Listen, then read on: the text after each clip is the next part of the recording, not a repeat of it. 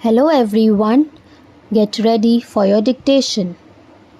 The dictation starts in 5, 4, 3, 2, 1.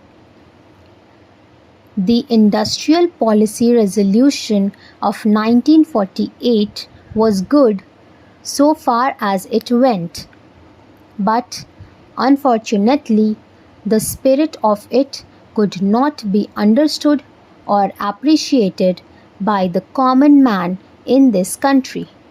So, a new orientation of this policy was given, and the Honorable Prime Minister, after his return from China, publicly declared that the future policy of the country, or rather the future pattern of society, will be the socialist pattern.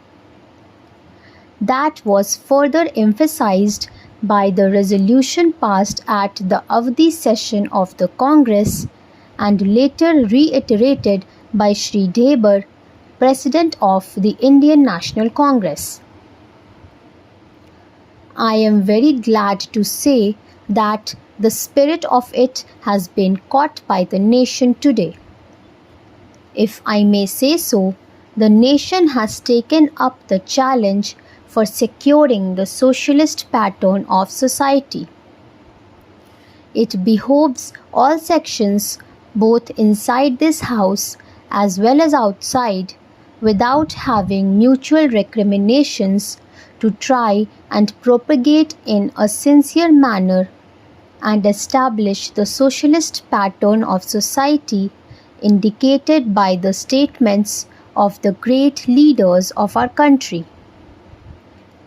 It may be relevant and pertinent if I refer to a few sentences from the memorandum presented on the 4th of June 1939 by our Prime Minister, who was the chairman of the All India Planning Committee, which came into existence when there was provisional autonomy in the provinces.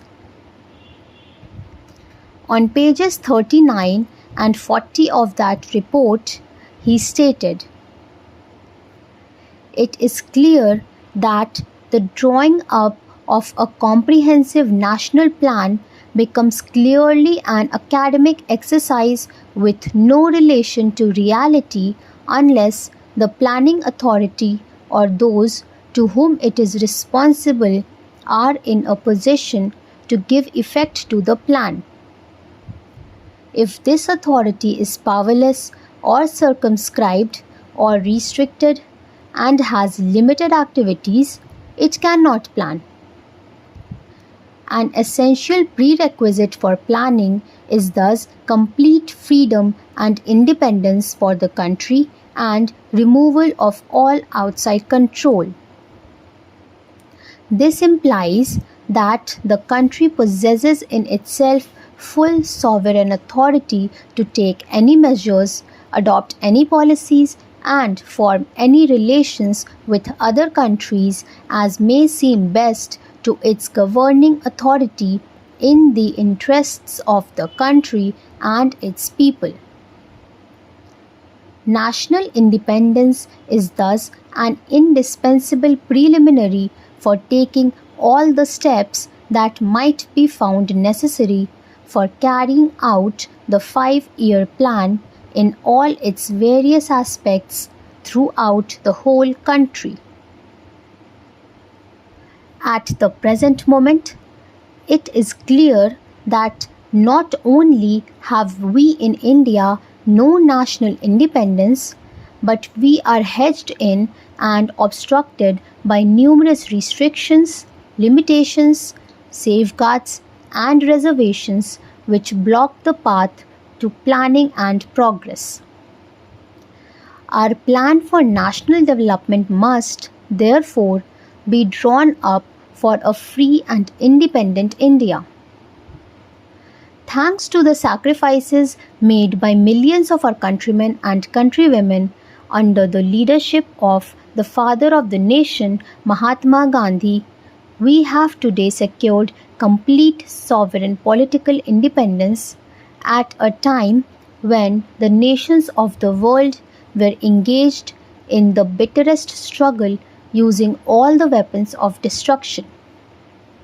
If, therefore, we have secured political independence during the period of a quarter of a century, it should not be difficult, especially when we are today masters in our own country, to secure a socialist pattern of society as has already been indicated.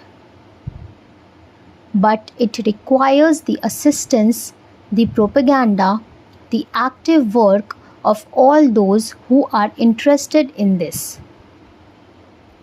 I am sure so long as my honorable friends, the minister, the deputy minister, and the other ministers who represent the Commerce and Industry Ministry can give us an assurance that the capitalist pattern would be avoided, some of us who believe in a cent-per-cent socialist democracy give an undertaking that certainly totalitarian policy will not be introduced in this country, because we have believed all along during the fight that we have given to the British government when we secured political independence that we shall try to maintain democracy undiluted, and a socialist democracy at that.